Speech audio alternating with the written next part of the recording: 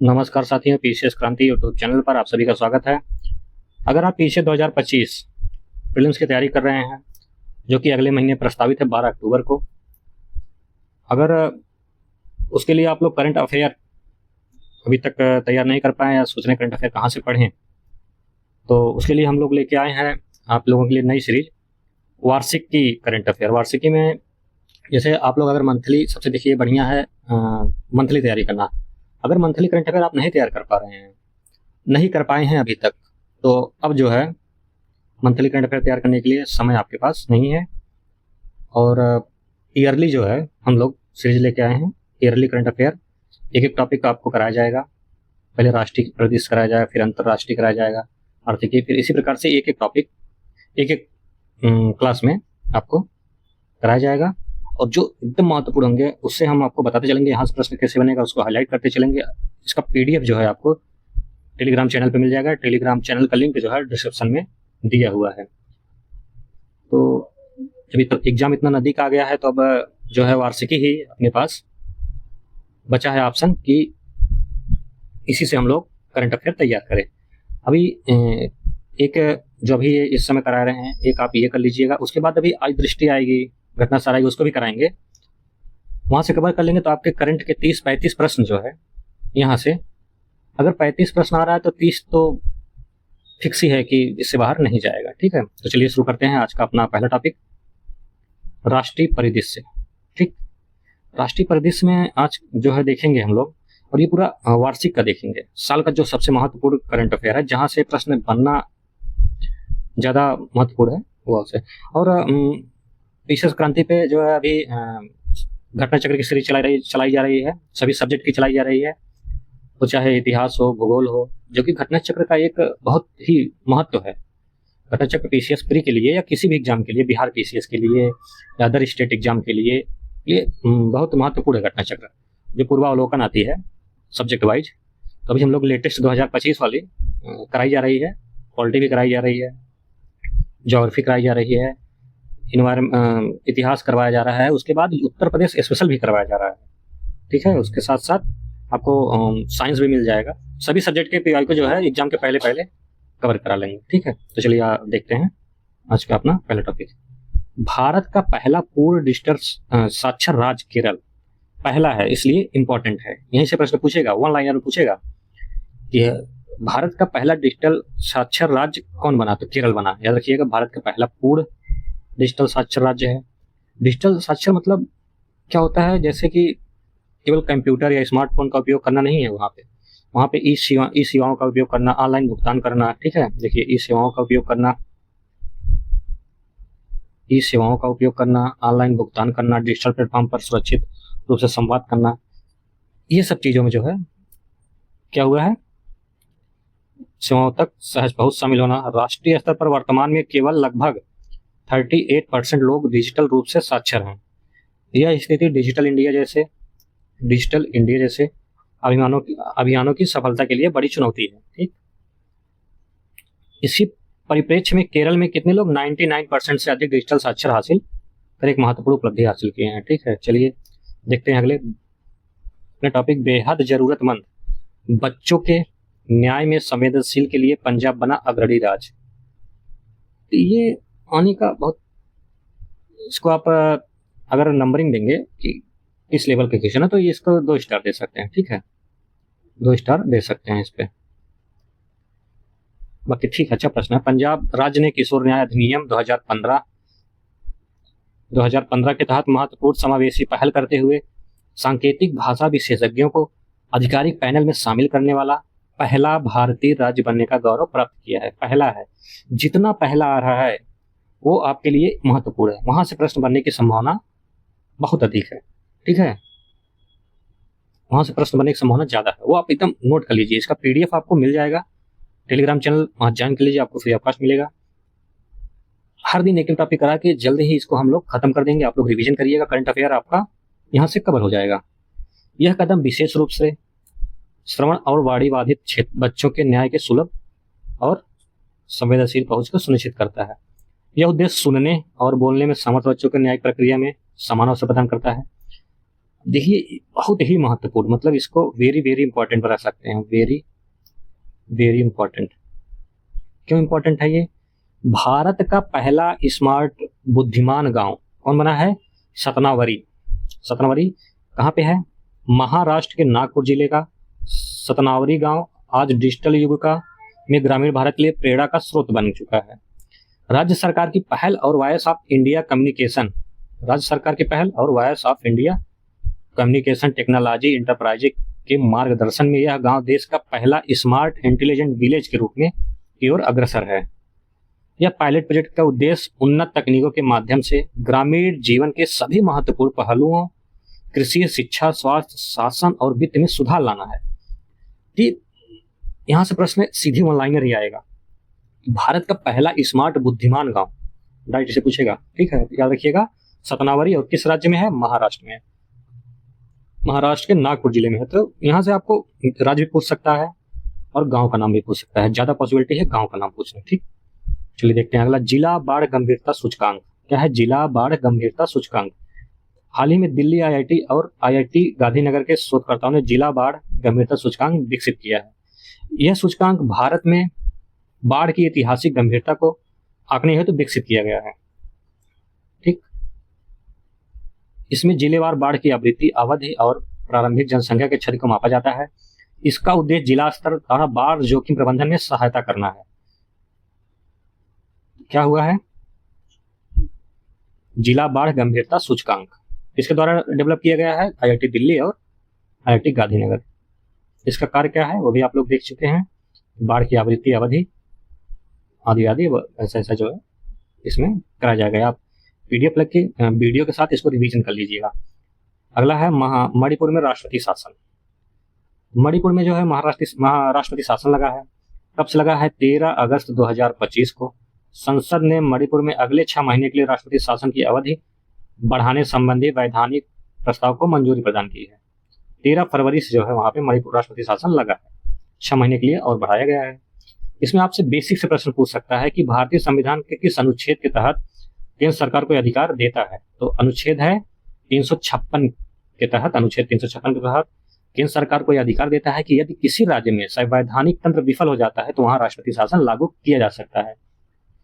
तो यहाँ बेसिक से प्रश्न पूछेगा। बेसिक से क्या पूछेगा? किस अनुच्छेद के तहत राष्ट्रपति शासन लगाया जाता है। ठीक है, तो चलिए देखते हैं अगला। अगला है मल्टीपल एंट्री एंड एग्जिट योजना। यह योजना क्या है, कैसे कार्य करता है? ठीक, ये देखते हैं।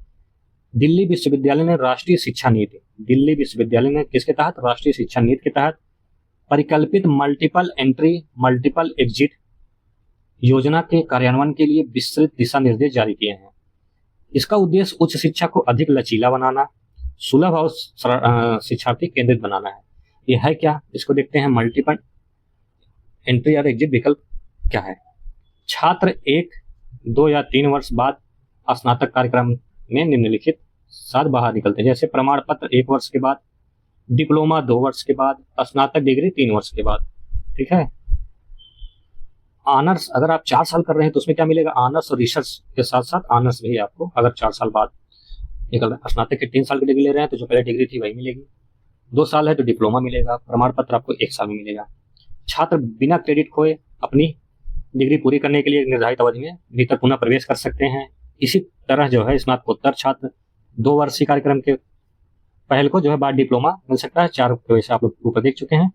चलिए आगे देखते हैं। ऑपरेशन शिव शक्ति और ऑपरेशन महादेव। ऑपरेशन आपसे 101% प्रश्न पूछता ही है, हर साल पूछा है अभी तक, आगे भी पूछेगा ही। ठीक है, कैसे पूछेगा? वन लाइनर में पूछेगा या मिलान कीजिए में पूछेगा कि ये ऑपरेशन शिव शक्ति है, किससे संबंधित है, और ऑपरेशन महादेव है, ये किससे संबंधित है, उसमें मिलाना होगा। ठीक है, या तो स्टेटमेंट में पूछेगा, या तो पुट दे देगा, उसका केवल 1, केवल 2, केवल 3 कर देगा। ठीक है, चलिए देखते हैं ऑपरेशन शिव शक्ति क्या है। यह 30 जुलाई 2025 को भारतीय सेना द्वारा जम्मू एवं कश्मीर के कुछ जिले में नियंत्रण रेखा, कहा नियंत्रण रेखा पर आतंकवादियों की घुसपैठियों को रोकने की शुरुआत किया गया एवं घुसपैठ रोधी अभियान है। कौन सा अभियान है? ऑपरेशन शिव शक्ति है। ठीक, याद रखिएगा, ऑपरेशन शिव शक्ति। और ऑपरेशन महादेव। ऑपरेशन शिव शक्ति क्या है? घुसपैठियों को जो है रोकने का क्या है? अभियान चलाया गया है। घुसपैठी रोधी अभियान है, शिव शक्ति से संबंधित है। और ऑपरेशन महादेव क्या है? ऑपरेशन महादेव जम्मू कश्मीर 22 अप्रैल 2025 को पहलगाम के वैसन घाटी में हुई आतंकी हमले के जवाब में किया गया एक संयुक्त आतंकवाद रोधी अभियान है। आप लोगों को जैसा पता है पहलगाम में हमला हुआ था, 26 लोग मारे गए थे। ठीक है, चलिए देखते हैं अगला। भारत में स्टारलिंक, भारत में स्टारलिंक भी आ रहा है। ठीक है, स्टारलिंक से आप समझ गए होंगे किसका होगा, एलन मस्क का। तो चलिए देखते हैं। हाल ही में नई दिल्ली में आयोजित मोबाइल कन्वेंट ऑफ केंद्रीय मंत्री, कनक्लेव में केंद्रीय मंत्री कौन? ज्योतिरादित्य सिंधिया ने एलन मस्क की स्टारलिंक को भारत में सैटेलाइट इंटरनेट सेवा प्रदान करने का लाइसेंस मिलने की घोषणा की है। ठीक, भारत सरकार ने स्पेक्ट्रम आवंटन की रूपरेखा भी तैयार कर ली है ताकि इन सेवाओं की शुरुआत बिना बाधा हो सके। स्टारलिंक के बारे में देख लेते हैं। स्टारलिंक स्पेस एक्स की एक उपग्रह इंटरनेट सेवा है जिसका लक्ष्य दुनिया में उन हिस्सों में उच्च गति, कम विलंबता व ब्रॉडबैंड इंटरनेट प्रदान करना है जहां पारंपरिक इंटरनेट सेवाएं अविश्वसनीय है, महंगी और बिल्कुल अनुपलब्ध हैं। जहां पर इंटरनेट सेवा नहीं है वहां के लिए जो है ये योजना लाई जा रही है। स्टारलिंक आपसे पूछ सकता है स्टारलिंक क्या है, किससे संबंधित है? तो आप लोग बताइएगा कि ये जो है एक स्पेक्ट्रम है। कैसा स्पेक्ट्रम है? उपग्रह इंटरनेट के लिए है, इंटरनेट के लिए है जो कि सैटेलाइट से चलेगा। ठीक है, चलिए आगे देखते हैं। भारत में विदेशी विश्वविद्यालयों को लेकर मंत्रालय की पहल, क्या पहल है? राष्ट्रीय शिक्षा नीति यानी 2020 के 5 वर्ष पूर्ण होने पर आयोजित अखिल भारतीय शिक्षा समागम 2025 के अवसर पर केंद्रीय मंत्री धर्मेंद्र प्रधान ने भारत में विदेशी विश्वविद्यालयों में कैंपस स्थापित करने के लिए 4 विश्वविद्यालयों को क्या दिया है? लेटर ऑफ इंटेंट, LOI दिया है, जारी कर दिया है। LOI क्या जारी किया है? Western Sydney university Australia, greater Noida में कैंपस होगा इसका। विक्टोरिया यूनिवर्सिटी, ये भी ऑस्ट्रेलिया से, ये भी नोएडा में होगा।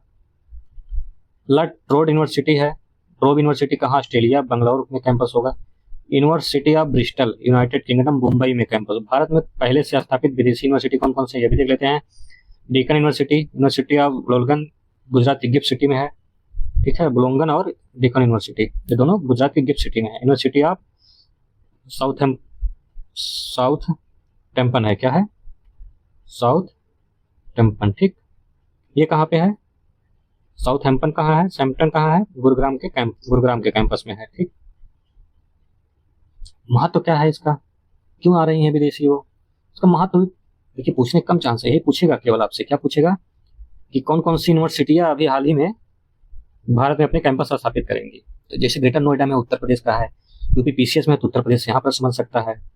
वेस्टर्न सिडनी यूनिवर्सिटी, कौन सी यूनिवर्सिटी हाल ही में ग्रेटर नोएडा में अपना कैंपस स्थापित करेगा? कौन सी यूनिवर्सिटी है?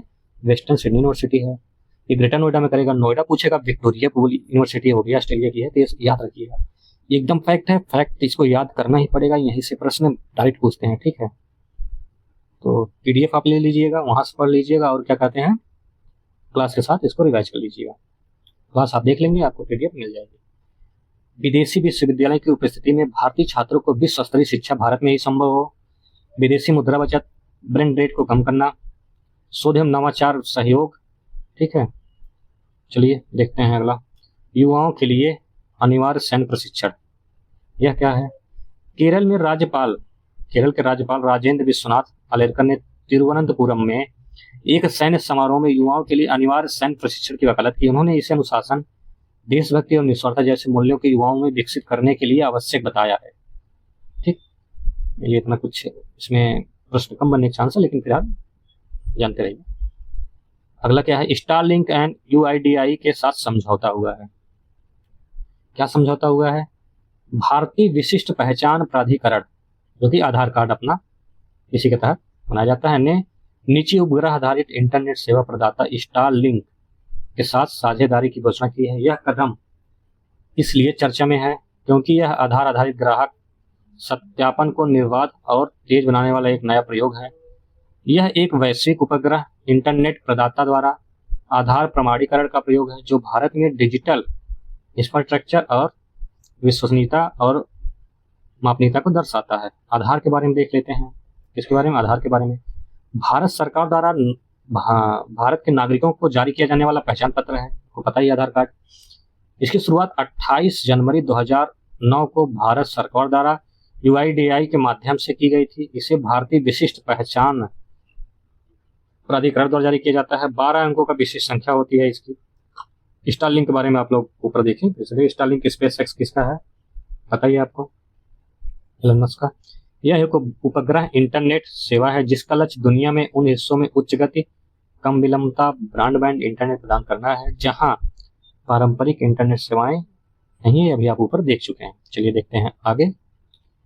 अगला है, क्या है अगला? अरुणाचल प्रदेश में सुदूर अंतरिक्ष प्रयोगशाला। ये पूछ सकता है आपको, तो पूछ सकता है, देखते हैं आगे। भारतीय अंतरिक्ष अनुसंधान संगठन इसरो ने मुस्कान फाउंडेशन के सहयोग से, कौन से फाउंडेशन? मुस्कान फाउंडेशन के सहयोग से अरुणाचल प्रदेश के सुदूर सियोम जिले, कौन से जिले? सियोमी जिले के मेचुका सरकारी उच्चतर माध्यमिक विद्यालय में एक अत्याधुनिक अंतरिक्ष प्रयोगशाला स्थापित किया है। मुस्कान फाउंडेशन, इसरो और मुस्कान फाउंडेशन के सहयोग से कहाँ पे स्थापित किया है? अरुणाचल प्रदेश में। अरुणाचल प्रदेश के सुदूर सियोमी जिले में मेचुका सरकारी उच्च विद्यालय में। इसका औपचारिक उद्घाटन 16 अगस्त 2025 को अरुणाचल प्रदेश के शिक्षा मंत्री द्वारा किया गया है। इसका प्रयोगशाला का नाम जो है पासांग वांगचुक सोना के नाम पर रखा गया है। ठीक है, चलिए अगला देखते हैं। UPSC शताब्दी वर्ष 2025-26। ये बहुत महत्वपूर्ण, इसलिए महत्वपूर्ण है क्योंकि इससे बेसिक से प्रश्न बनते हैं। ठीक है, बेसिक से प्रश्न पूछे जाते हैं हर साल। कहीं आर्टिकल पूछ लेगा, कब स्थापना हुई थी, इसी प्रकार से चीजें पूछ लेती हैं। इसके बाद देखते हैं। भारतीय प्रशासनिक प्रणाली में संघ लोक सेवा आयोग UPSC ने 100 वर्ष तक योग्यता, निष्पक्षता और पारदर्शिता के उच्चतम मानक बनाए रखे हैं। 1 अक्टूबर 2025 से 1 अक्टूबर 2026 तक UPSC अपना शताब्दी वर्ष मनाएगा। ये आपसे प्रश्न पूछेगा, करंट से अगर पूछेगा कि UPSC अपना शताब्दी वर्ष मना रहा है 1 अक्टूबर 2025 से जो है क्या बोलेगा 1 जनवरी 2026 तक, ऐसा आपको उलझाएगा। लेकिन क्या है 1 अक्टूबर 2026 तक है, 1 अक्टूबर 2025 से। ठीक है, पूरा 1 साल शताब्दी वर्ष मनाएगा। शताब्दी वर्ष का उद्देश्य न केवल पिछले 100 वर्षों की उपलब्धियों पर याद करना है बल्कि आने वाले वर्षों के लिए सुधार और नवाचार के नए अवसरों को चिन्हित करना भी है। ऐतिहासिक पृष्ठभूमि देख लेते हैं क्या है इसकी। UPSC की उत्पत्ति भारत सरकार अधिनियम 1919 और ली आयोग 1924 की सिफारिशों से हुई है। ये याद रखिएगा। उत्पत्ति कहां से हुई है? भारत सरकार अधिनियम 1919 से, ली आयोग 1924 की सिफारिशों से हुई है, जिसमें उच्च सिविल सेवकों के लिए स्वतंत्र भारतीय निकाय की आवश्यकता पर बल दिया गया। 1 अक्टूबर 1926 को भारत लोक सेवा आयोग की स्थापना हुई थी। कब हुई थी? 1 अक्टूबर 1926 भारत में लोक सेवा आयोग की स्थापना। यही याद करते चलिए, एक बार रिवीजन कर लेंगे तो आपको जो है याद हो जाएगा। बेसिक से प्रश्न बनते हैं और शताब्दी वर्ष मना रहा है तो प्रश्न बनने की संभावना और बढ़ गई है। 1937 में भारत सरकार अधिनियम 1935 के तहत नाम बदलकर संघीय लोक सेवा आयोग रखा गया। ठीक है, 37 में भारत सरकार अधिनियम 1935 के तहत नाम बदलकर संघीय लोक सेवा आयोग रखा गया। 26 जनवरी 1950 को भारतीय संविधान के अनुच्छेद 315 के तहत संघ लोक सेवा आयोग की पुनर्स्थापना हुई 26 जनवरी 1950 को। ठीक, ये देखिए इसका बेसिक है, ऐतिहासिक पृष्ठभूमि है जहां से प्रश्न आपसे पूछे जाते हैं। प्रश्न तो देखो UPSC से रिलेटेड हमेशा आता है, किसी न किसी एग्जाम आपको मिल जाएगा। लेकिन यहाँ अब जब शताब्दी वर्ष मना रहा है तो और महत्वपूर्ण हो गया है, इसको याद रखिएगा। चलिए देखते हैं अगला। प्रथम निजी भारी जल प्रशिक्षण सुविधा, यह क्या है? प्रथम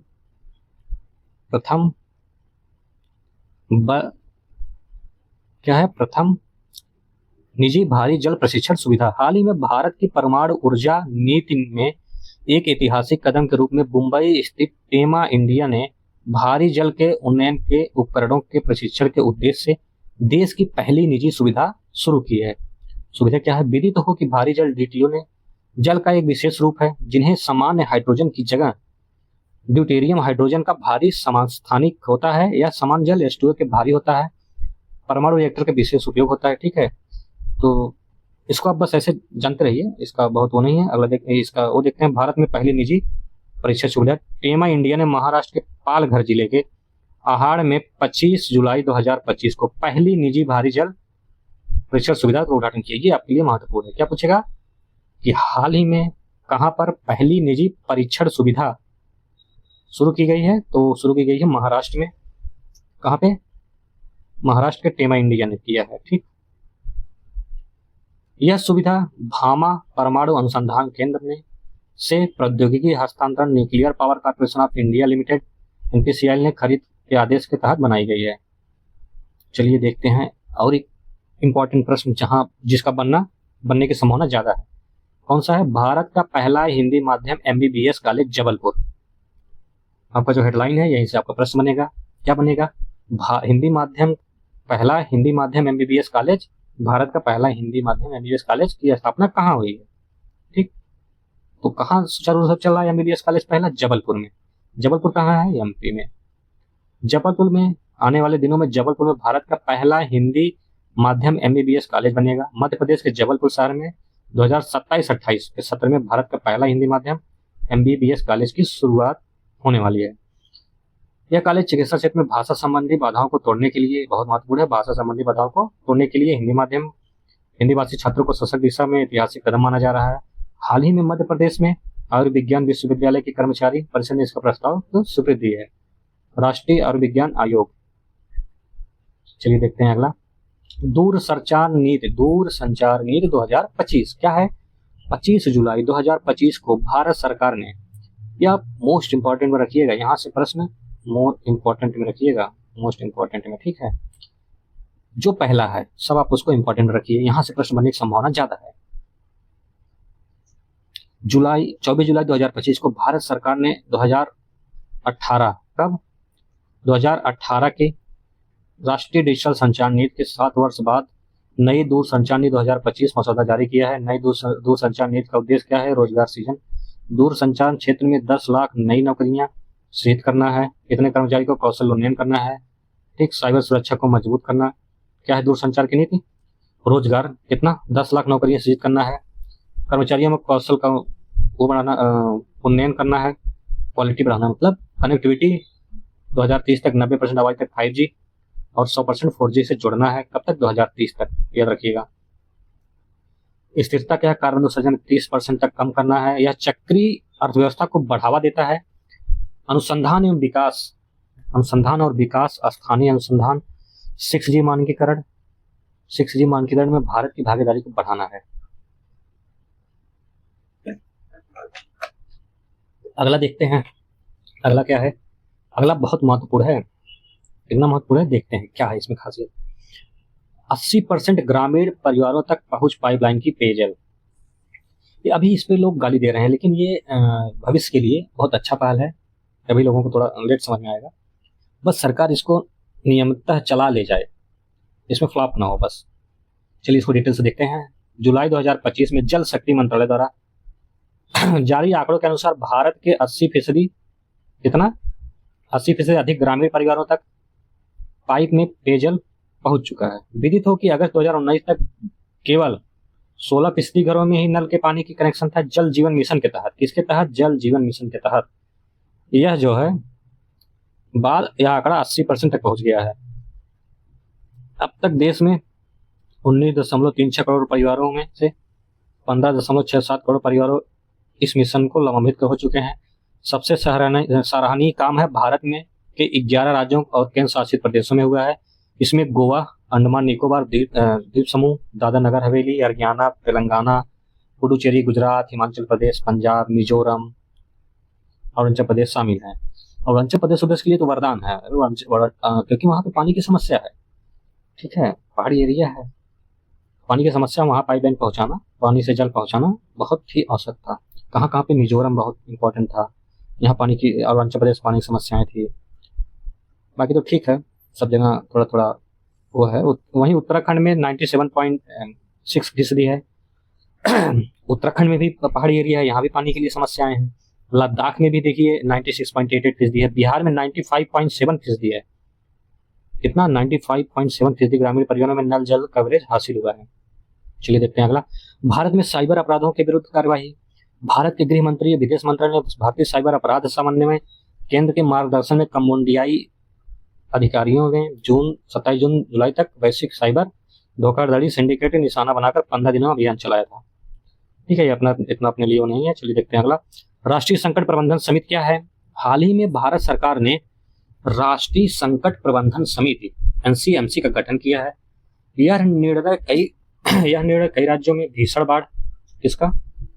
भीषण बाढ़ और भूस्खलन जैसी प्राकृतिक आपदाओं के बाद लिया गया है। एनसीएमसी का उद्देश्य है आपदा प्रबंधन को प्रभावी, सम्मानित और सशक्त बनाना। गठन और कानूनी आधार क्या है? एनसीएमसी का गठन आपदा अधिनियम 2005 की धारा 8A के अंतर्गत किया गया है। इसका विधिवत गठन गृह मंत्रालय द्वारा सूचित किया जाता है। यह अधिनियम केंद्र सरकार को आपदा प्रबंधन के लिए राष्ट्रीय एवं समन्वय अधिकार प्रदान करता है। बस इतना जानिए कि राष्ट्रीय प्रबंधन समिति किससे संबंधित है?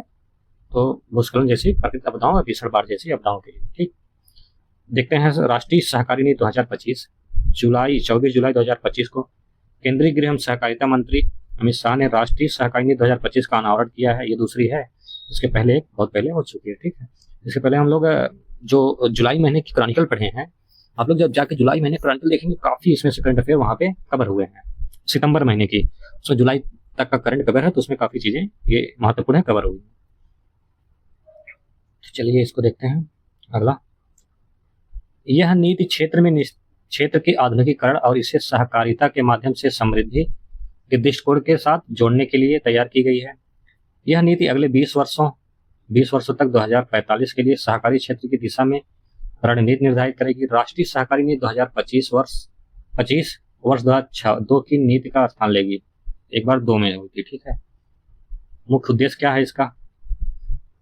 आपसे पूछ सकता है सहकारी नीति, राष्ट्रीय सहकारी नीति 2025 का मुख्य उद्देश्य क्या है? ऑप्शन दे देगा 3-4 ऐसे, और स्टेटमेंट वाइज प्रश्न देगा कि हर गांव में कम से कम, क्या पूछ लेगा? हर गांव में कम से कम एक सहकारी संस्था स्थापित करना। यहाँ एक पूछा, वहां आपको 2 पूछ लेगा। और उसके बाद अगला पूछेगा 2026 के तक 2 lakh primary agriculture credit society का गठन करना है। 2026 तक 2 लाख, और यहाँ आपको पूछ लेगा 2026 तक 1 लाख, और यहाँ पूछ लेगा 2 सहकारी समिति। और इसी प्रकार से अगला है सभी राज्यों को अपनी राज्य सहकारी नीति बनाने के निर्देश। अंतिम तिथि 31 जनवरी 2026 है। सहकारी क्षेत्र को आधुनिक, पारदर्शी, समावेशी और पेशेवर बनाना है। तो ऐसे स्टेटमेंट वाइज प्रश्न पूछते हैं, उसमें एक शब्द चेंज कर देता है, 2 लाख 1 लाख कर देगा। इसी प्रकार से प्रश्न जो है एग्जाम में आते हैं, जहां आप लोग गलत करके चले जाते हैं। इसलिए फैक्ट अच्छे से तैयार करना है, खास करके करंट में। तो आप लोग इसको एक बार वीडियो को देखिएगा, उसके बाद इस पीडीएफ को रिवाइज करिए। वीडियो देखने के साथ साथ पीडीएफ को लेकर हाईलाइट कर लीजिएगा, जो इंपॉर्टेंट पॉइंट है उसको कई बार रिवीजन कर लेंगे, इससे बाहर प्रश्न नहीं आएगा। ठीक है, अगर लग रहा है कुछ हाँ और है, तो एग्जाम के पहले अभी और आपको जो इंपॉर्टेंट करंट अफेयर है उससे आपको करा दिए जाएंगे। चलिए देखते हैं अगला। अगला क्या है? अगला है भारत की पहली खनन पर्यटन परियोजना झारखंड। झारखंड जल्द ही भारत का पहला राज्य बनने जा रहा है। क्या, कौन सा, किसमें? जो कि खनन पर्यटन परियोजना की शुरुआत शुरू करेगा। यह परियोजना खनिज समृद्ध झारखंड को सांस्कृतिक और शैक्षणिक पर्यटन केंद्र के रूप में स्थापित करेगा। ठीक है, मुख्यमंत्री हेमंत सोरेन की बरसिनवा स्थित गांव का संग्रहालय क्षेत्र है पर्यटन का। ठीक, तो यहाँ बस ये देखिएगा, भारत की पहली, इंपॉर्टेंट है ये भी क्योंकि पहली है, पहली खनन पर्यटन परियोजना कहाँ स्थापित की जा रही है, कि परियोजना की शुरुआत कहाँ की जा रही है। आपसे ऑप्शन दे देगा झारखंड, उड़ीसा, छत्तीसगढ़, या क्या कहते हैं पश्चिम बंगाल।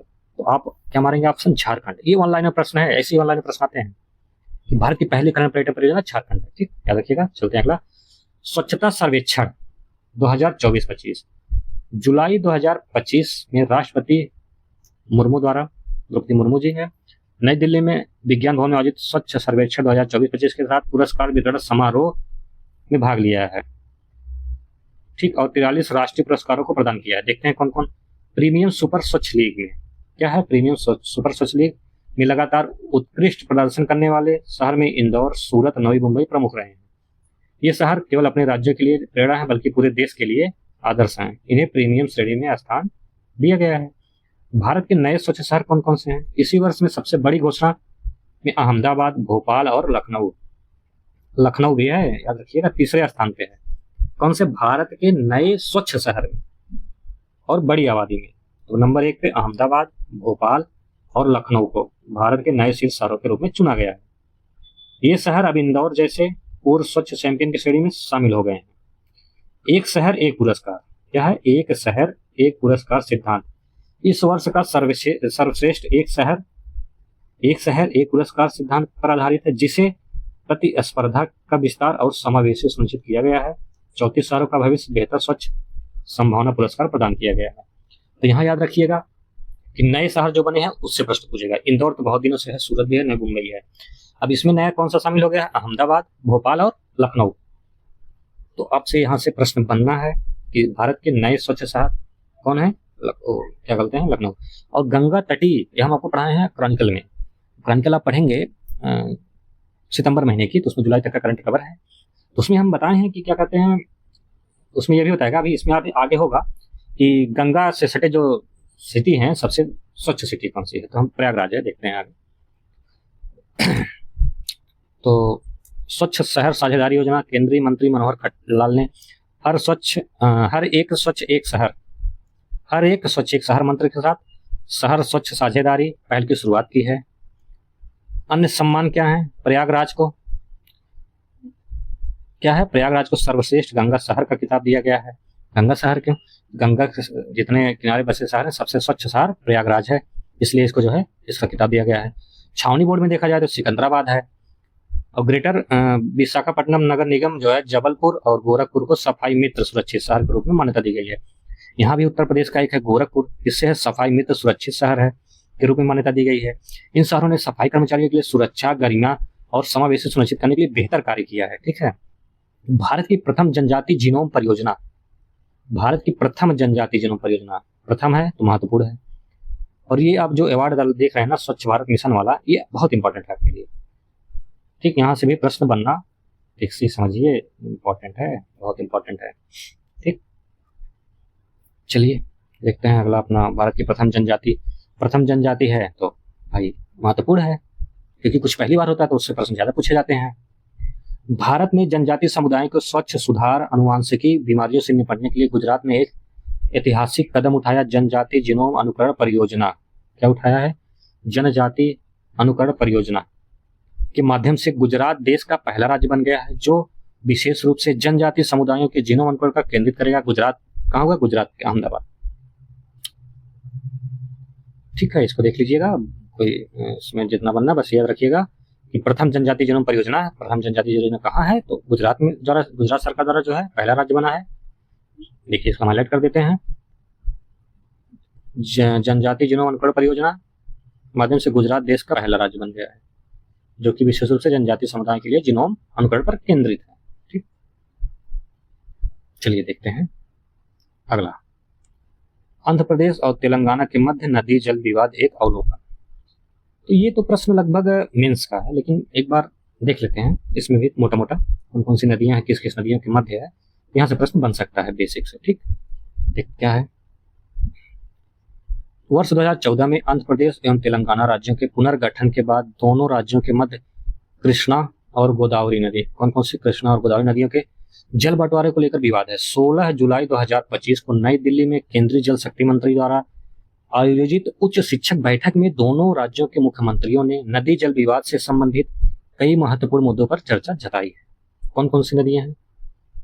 दोनों राज्य कृष्णा और गोदावरी नदियों के पानी पर निर्भर हैं, जो कि उनकी कृषि, औद्योगिक, पेयजल आवश्यकताओं को पूरा करते हैं। तेलंगाना का दावा है कि आंध्र प्रदेश ने विशेष रूप से कृष्णा नदी से अत्यधिक पानी का उपयोग किया है, जैसे पिथौरी डुपाडी देवटर के माध्यम से। दूसरी ओर आंध्र प्रदेश के तर्क है कि उनकी परियोजना से पोरावालम लिंक परियोजना के सूखा प्रभावित रायसेन के क्षेत्र के लिए आवश्यक है।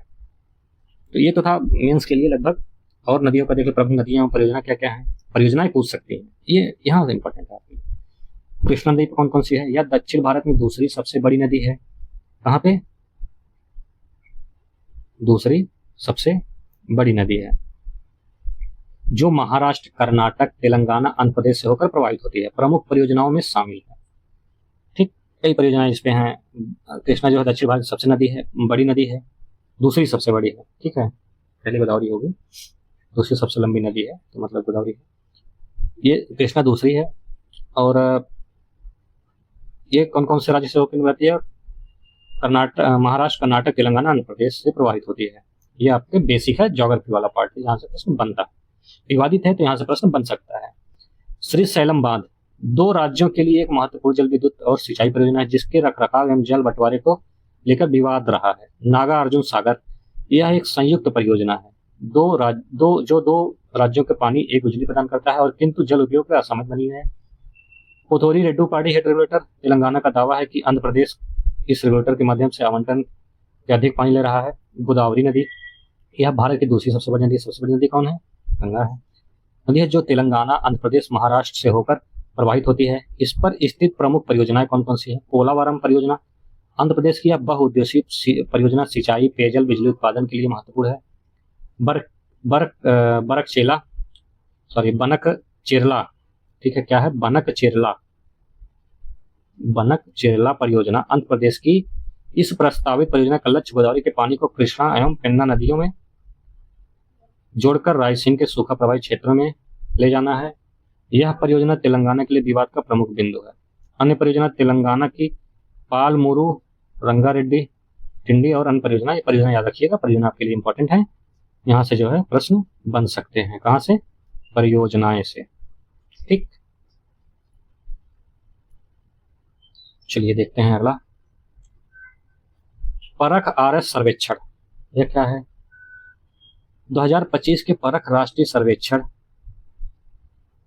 से पता चला है कि भारत भर में कक्षा 3 से 6 और 9 के छात्रों के सीखने की महत्वपूर्ण कमी है और आधारभूत शिक्षा और विषयवार सीखने के परिणाम में सुधार तत्काल आवश्यक महसूस की जा रही है। तो ये क्या है जो है? शीर्ष मेघालय जैसे जो इसमें देखिए, सर्वेक्षण के परिणाम उच्च कक्षाओं के विद्यार्थियों में बुनियादी दक्षताओं विशेषकर गणित, विज्ञान महत्वपूर्ण कमी दर्शाई गई है। इसमें भाषा है, गणित, यही प्रकार की चीजें हैं। 700 जिले में अवेलेबल है, मतलब शुरुआत आयोजित की गई है। पंजाब, केरल, हिमाचल प्रदेश आदि राज्य इसमें, ठीक है, शामिल है। देखते हैं परख IS के बारे में क्या है। परख RS जो है, जिसे पहले राष्ट्रीय उपबंध सर्वेक्षण के रूप में जाना जाता था, जो राष्ट्रीय शैक्षिक अनुसंधान और प्रशिक्षण के तहत स्वायत्त संस्थान जो है NCERT के संस्थान समग्र विकास के लिए ज्ञान के प्रदर्शन मूल्यांकन समीक्षा को करता है। लेना इंपॉर्टेंट नहीं है, मतलब देख लीजिएगा आप, PDF में एक बार पढ़ लीजिएगा। जिस पे हम इंपॉर्टेंट लिख रहे हैं, जिसको बता रहे हैं, वो आप उस पर ज्यादा फोकस करिएगा, ठीक है। भारत फोरकास्टिंग सिस्टम किसके द्वारा 26 मई 2025 को पृथ्वी विज्ञान मंत्रालय ने स्वदेशी रूप से निर्मित उच्च रिजोल्यूशन वैल्यूएशन पुनर्अनुमान मॉडल भारत पूर्वानुमान प्रणाली का शुभारंभ किया है, ठीक है। BFS भारत फोरकास्टिंग सिस्टम एक उच्च रिजोल्यूशन मौसम मॉडल 6 किलोमीटर ग्रेड पर, ये अपने लिए भी इतना पढ़ना। भारत के विकास में विश्व बैंक की रिपोर्ट, चलिए इसके देखते हैं क्या है। जून 2025 में विश्व बैंक ने अपनी गरीबी रेखा की सीमा को संशोधित किया है। क्या किया है? गरीबी रेखा को संशोधित किया है। अब ये $2.15 प्रति दिन से बढ़कर $3 प्रति दिन हो गया है। इस नए मानक के अनुसार भारत में गरीबी दर में काफी ज्यादा कमी देखी गई है, ठीक। विश्व बैंक के आंकड़े के अनुसार 2011-12 में 27.1% अत्यधिक गरीबी दर 2022-23 में घटकर मात्र 5.3 रह गई है, ठीक। ये देख लीजिए क्यों बनाई गई है रिपोर्ट, रखिएगा, बेसिस पर पूछ सकते हैं, बाकी उतना वो नहीं है। राष्ट्रीय आपातकाल के 50 वर्ष पूर्व 12 जून को 1975 को इलाहाबाद उच्च न्यायालय ने इंदिरा गांधी बनाम श्री राजनारायण के से यहाँ बेसिक से प्रश्न आपका बन सकता है। कहाँ से? बेसिक से। किसने 1975 में इंदिरा गांधी ने 1971 के चुनाव को अवैध घोषित कर दिया था, इसे आप लोग याद रखिएगा। जिसके परिणाम स्वरूप 25 जून 1975 को राष्ट्रीय आपातकाल की घोषणा कर दी गई, जो मार्च 1973 तक जारी रही, 2 सालों तक, ठीक, 2-3 साल तक आपातकाल चला था। यहाँ से आपका बेसिक प्रश्न बन सकता है, इस बार रखिएगा। क्यों बन सकता है? क्योंकि राष्ट्रीय आपातकाल वर्ष 50 वर्ष पूरे हुए हैं, इसलिए ये महत्वपूर्ण है। चलिए देखते हैं अगला। रो फेरी सेवा, यह क्या है? रो फेरी सेवा 14 जुलाई 2025 को गोवा सरकार ने मंडोवी नदी पर भारत की पहली रो ऑन रो ऑफ, रो का क्या फुल फॉर्म है? रो ऑन रो ऑफ सेवा का शुभारंभ किया। इस नई सेवा के तहत गंगोत्री और द्वारका नामक 2 आधुनिक फेरी चलाई जाएंगी, जो चोराओं द्वीप और त्रिवेंद्रम के बीच की यात्रा को तेज और आसान बनाएगी। यह कदम न केवल दैनिक यात्रियों के लिए सुविधाजनक होगा बल्कि गोवा के जल परिवहन और पर्यटन को भी मजबूत करेगा। क्या है रोरो फेरी सेवा? रोवान रोवा क्या है? फेरी एक ऐसी जलयान प्रणाली है जिसमें यात्री अपने वाहनों के साथ फेरी पर सवार हो सकते हैं और उन्हें उतारने के लिए वाहन से बाहर आने की आवश्यकता नहीं है। यह प्रणाली विशेषकर ऐसे क्षेत्रों में उपयोगी है जहां सड़कों की उपलब्धता सीमित है। ठीक, चलिए देखते हैं अगला। पशुपालन और मुर्गी पालन को कृषि का दर्जा किसने दिया है? महाराष्ट्र सरकार ने दिया है। वन लाइनर प्रश्न पूछेगा, यहाँ ये भी वन लाइनर पूछेगा और ये भी कि रोरो फेरी सेवा क्या है, ये भी पूछ सकता है। या रोरो फेरी सेवा की शुरुआत किस सरकार द्वारा, किस राज्य द्वारा किया गया? तो याद रखिएगा गोवा द्वारा किया गया। ठीक, और रोरो फेरी सेवा क्या है ये भी एक बार देख लीजिएगा कि जलयान प्रणाली है जिसमें यात्री अपने वाहनों के साथ फेरी का सवार हो सकते हैं। और अगला देखते हैं पशुपालन और मुर्गी पालन, ये भी पूछ सकता है। क्यों पूछ सकता है? ये वन लाइनर में पूछेगा। पशुपालन और मुर्गी पालन को कृषि का दर्जा प्रदान करने वाला भारत का पहला राज्य कौन है? पहला राज्य है महाराष्ट्र। किस इंपॉर्टेंट है? क्योंकि महाराष्ट्र देश का पहला राज्य बन गया है जिसे पशुधन और मुर्गी पालन को औपचारिक रूप से कृषि का विशेष दर्जा दिया है। यह निर्णय छोटे किसानों, पशुपालकों और ग्रामीण उद्यमियों को कृषि क्षेत्र में नीतियों और योजनाओं में शामिल करना है। इस पहल का उद्देश्य पारंपरिक फसल उत्पादकों पशुपालकों के बीच नीतिगत समानता लाना है। अब पशुपालकों को भी कृषि ऋण, बिजली सब्सिडी, कर छूट और सरकारी योजनाओं का लाभ मिलेगा। ये देखिए ये अच्छी योजना है, इसका जो है बढ़ावा और राज्य को भी देना चाहिए और राज्यों में इसे लागू करना चाहिए। लेते हैं आगे। तो हम लोग ये देख ही चुके हैं अभी। आगे पीछे की भारत की पहली जनजाति जनोमनकरण परियोजना कहाँ गुजरात द्वारा शुरू की गई? ठीक, पढ़ चुके हैं। ये देखिए अगला, देखिए बहुत ही इंपॉर्टेंट क्वेश्चन है। सिक्किम में भारत का पहला डिजिटल घुमंतु गांव याकटेन, ये आप वेरी वेरी इंपॉर्टेंट रखिएगा। यहाँ से प्रश्न बनना फिक्स है, वो चाहे आपका पीसीएस में हो या किसी एग्जाम में जाएंगे। अभी बिहार का एग्जाम होने जा रहा है, वहाँ भी आप देखेंगे। तो पीसीएस 12 अक्टूबर को है, ठीक है, उसमें भी प्रश्न मिलने की संभावना है। तो देख लेते हैं क्या है। देखिए पहले तो यहाँ वन लाइनर में पूछेगा सिक्किम में भारत का पहला डिजिटल घुमंतु गांव। तो क्या पूछेगा? भारत का पहला डिजिटल घुमंतु गांव, नाम भी पूछ सकता है याकटेन। किस राज्य में है ये भी पूछ सकता है, सिक्किम में है। ठीक, चलिए देखते हैं इसको। जुलाई 2025 में सिक्किम के पाकयोंग जिले में स्थित याकटेन गांव को भारत के पहले डिजिटल घुमंतु गांव के रूप में आधिकारिक रूप से लॉन्च किया गया। पहल का उद्देश्य न केवल आधुनिक कार्य संस्कृति को बढ़ावा देना है बल्कि ग्रामीण अर्थव्यवस्था को भी एक नया आधार प्रदान करना है। इस पहल का उद्देश्य क्या है? डिजिटल पेशेवरों की शांत, प्राकृतिक और सुविधाजनक परिवेश प्रदान करना है। सीधा सीधा क्या है? शांत, सुविधाजनक परिवेश प्रदान करना। ये वन लाइनर में पूछ सकता है कि डिजिटल जो भारत का पहला डिजिटल घुमंतु गांव है उसका उद्देश्य क्या है।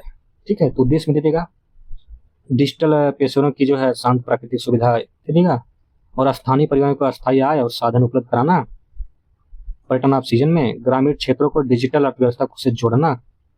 ऐसे ही आपसे 3-4 होम स्टे संस्कृति को नया रूप देना, केवल पर्यटन नहीं बल्कि वर्क एंड स्टे मॉडल को प्रोत्साहन देना। इसी प्रकार से आपसे स्टेटमेंट वाइज प्रश्न पूछ सकता है। तो चलिए देखते हैं अगला। बर्नीहाट दिल्ली विश्व के सबसे प्रदूषित शहर। ठीक, ये तो हमेशा से ही है, उसमें कोई नई बात नहीं है, लेकिन फिर आप देखते हैं विश्व के सबसे प्रदूषित शहर में आए हैं भारत के। हाल ही में ऊर्जा स्वच्छ वायु अनुसंधान केंद्र की क्रीरा CRA central for research and energy and clean air द्वारा जारी एक विश्लेषण रिपोर्ट में 2025 की पहली छमाही जनवरी जून भारत के सर्वाधिक वायु प्रदूषित शहरों की सूची में प्रकाशित की गई है, जिसके अनुसार असम मेघालय सीमा पर स्थित बर्नीहाट किस सीमा पर? आपसे पूछ सकता है बर्नीहाट किस सीमा पर स्थित, नहीं डायरेक्ट पूछेगा कि प्रदूषित शहर है। ये असम और मेघालय सीमा पर स्थित है। ठीक है, देश का सबसे प्रदूषित शहर रहा है। इसके बाद दूसरे स्थान पर दिल्ली रहा है। दिल्ली हमेशा से प्रदूषित से बहुत ज़्यादा रहता है। अभी ठंडी आएगा, नवंबर दिसंबर साथ देखेंगे पूरा एकदम जो है पॉल्यूशन एकदम भरा रहेगा। नवंबर दिसंबर ठीक पूरे ठंडी में स्मॉग टाइप का बना रहता है। इसके अतिरिक्त सासाराम, पटना, राजगीर, बिहार और तालचेर रायपुर भी 10 प्रदूषित शहरों में है। तो हम लोग दिल्ली में हैं, देख रहे हैं पिछले कई सालों से इसका कोई उपाय भी गवर्नमेंट नहीं निकाल पा रही है, चाहे वो किसी की सरकार आए। दिल्ली का प्रदूषण का, वायु प्रदूषण का कोई उपाय नहीं निकल पा रही है अभी तक। अगर आगे देखते हैं, अभी नई सरकार निकाले तो अच्छी बात है। देखते हैं अगला, दुनिया की पहली पारंपरिक ज्ञान डिजिटल लाइब्रेरी भारत। ये आपका पेपर लीक वाला क्वेश्चन है, समझ लीजिए। ठीक, मोस्ट इंपॉर्टेंट क्या है, मोस्ट इंपॉर्टेंट प्रश्न है, यहाँ से प्रश्न मोस्ट इंपॉर्टेंट है। हाल ही में भारत ने पारंपरिक ज्ञान डिजिटल लाइब्रेरी को सार्वजनिक रूप से लॉन्च किया है। यह विश्व का पहला ऐसा डिजिटल मंच है जो पारंपरिक चिकित्सा प्रणालियों, आर्टिफिशियल इंटेलिजेंस जैसी सुविधाओं उपकरणों के माध्यम से संरचित और सुलभ बनाया जाता है। यहाँ से आपसे डायरेक्ट प्रश्न पूछेगा, दुनिया की पहली पारंपरिक ज्ञान डिजिटल लाइब्रेरी की स्थापना कहाँ की गई? कहाँ की गई? भारत में की गई है। WHO वर्ल्ड हेल्थ ऑर्गेनाइजेशन, विश्व स्वास्थ्य संगठन ने इस प्रयास को वैश्विक स्वास्थ्य सेवा नवाचार में दिशा दी, एक महत्वपूर्ण कदम दिखाया माना है। ठीक है, यह भारत सरकार के आयुष मंत्रालय और वैज्ञानिक एवं प्रौद्योगिकी अनुसंधान मंत्रालय की संयुक्त परियोजना है, ये याद रखिएगा। पूछेगा कि भारत का पहला पारंपरिक डिजिटल लाइब्रेरी, ठीक, भारत हो गया, किस मंत्रालय के तहत? भारत सरकार के आयुष मंत्रालय वैज्ञानिक एवं प्रौद्योगिकी अनुसंधान के संयुक्त परियोजना है। भारत में ई गतिविधि को बढ़ावा देने का प्रयास, प्रधानमंत्री नरेंद्र मोदी ने ई ड्राइव पहल के तहत इलेक्ट्रॉनिक ट्रकों को खरीद को प्रोत्साहन देने के लिए जो है पहल शुरू किया गया है। इसको हम आप लोगों को क्रॉनिकल की जो है सीरीज में अच्छे से पढ़ कराए हैं, आप वहां जाकर देख सकते हैं। भारत की कार्बन क्रेडिट ट्रेडिंग योजना, ये भी आपको कराया गया है, यहाँ से रिवीजन कर लीजिएगा। ठीक, देखते हैं अगला, भारत में मातृ मृत्यु दर में गिरावट। भारत में मातृ मृत्यु दर में विगत कुछ वर्षों में गिरावट आई है। यह दर 2017-19 में 103 से कम होकर वर्ष 2019 पहुंची है। ठीक, मामूली से गिरावट आई है, 7-10 लगभग। ये अभी भी बहुत दुखदाई है कि आज के इस मंगल तक पहुंच गए हम लोग, लेकिन अभी इस समय सुधार नहीं कर पाए हैं। ठीक, देखते हैं कौन कौन से राज्य हैं। ये महत्वपूर्ण है, याद रखिएगा, इससे यहाँ से प्रश्न बनते हैं भाई। ठीक है, इंपॉर्टेंट है ये। वे राज्य शामिल हैं जहां मात्र मृत्यु दर उच्च, इनमें बिहार, झारखंड, मध्य प्रदेश, छत्तीसगढ़, उड़ीसा, राजस्थान, उत्तर प्रदेश, उत्तराखंड, असम जैसे राज्य शामिल हैं। सब वही पिछड़े राज्य शामिल जहाँ जनसंख्या ज्यादा है। ठीक है, इन राज्यों के अपेक्षाकृत निम्न मात्र मृत्यु दर जो है दर्ज की गई कहाँ? आंध्र प्रदेश, तेलंगाना, कर्नाटक, केरल, तमिलनाडु और राज्य जो है शामिल है। मात्र मृत्यु दर क्या होती है आपको क्रॉनिकल में बताया गया है, फिर भी एक बार यहाँ से रिविजन कर लीजिए। मात्र मृत्यु दर जो क्रॉनिकल वाली सीरीज कराई गई है, पतली वाली जो आपको मैगजीन है, वो आपको यहाँ रिपीटेड प्रश्न मिल रहे हैं। ठीक, मात्र मृत्यु दर प्रति 1 लाख जीवित जन्म पर मात्र मृत्यु का अनुपात, 42 दिन के भीतर किसी महिला का मृत्यु हो जाना है या गर्भवती होने पर। ठीक, मात्र मृत्यु दर कम करने के सरकार कौन से प्रयास करे? जननी सुरक्षा योजना, यह योजना संस्थागत प्रसव के लिए नगद प्रोत्साहन प्रदान करना है। जननी शिशु सुरक्षा कार्यक्रम, यह कार्यक्रम निःशुल्क प्रसव, दवाएं, निदान आदि जो है सेवाएं सुनिश्चित करता है। लक्ष्य कार्यक्रम प्रधानमंत्री सुरक्षा मातृ अभियान, यह अभियान सुरक्षित व्यापक प्रसव पूर्व देखभाल प्रदान करता है। चलिए देखते हैं अगला, भारत में भूजल दोहन की स्थिति क्या है? तो ये आप लोग देख लीजिएगा। भारत जो है, बस ये रखिएगा, विश्व का सर्वाधिक जल संख्या वाला और कृषि प्रधान अर्थव्यवस्था वाला देश है जो आज भूजल संकट का सामना कर रहा है। ठीक, विश्व का सबसे बड़ा भूजल उपभोक्ता देश है जो केवल कृषि के लिए लगभग 245 बिलियन क्यूबाइट मीटर। ठीक, देख लीजिएगा। स्प्री योजना देखते हैं, सिप्री योजना।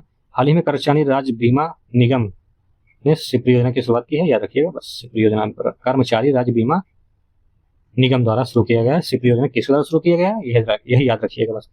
राष्ट्रीय पोलियो निगरानी नेटवर्क समापन योजना, भारत सरकार ने विश्व स्वास्थ्य संगठन द्वारा जारी स्थापित राष्ट्रीय पोलियो निगरानी नेटवर्क के चरणबद्ध तरीके से समाप्त करने के लिए योजना बनाई है। ठीक, क्या योजना है? राष्ट्रीय पोलियो निगरानी के बारे में देखते हैं। यह नेटवर्क भारत में पोलियो एवं अन्य बीमारियों की निगरानी की महत्वपूर्ण भूमिका निभाता है। वर्तमान में इसमें 200 से अधिक इकाइयां हैं। स्थापना 1990 के दशक से WHO के सहयोग से चल रहा है भारत में पोलियो उन्मूलन कार्यक्रम। ठीक,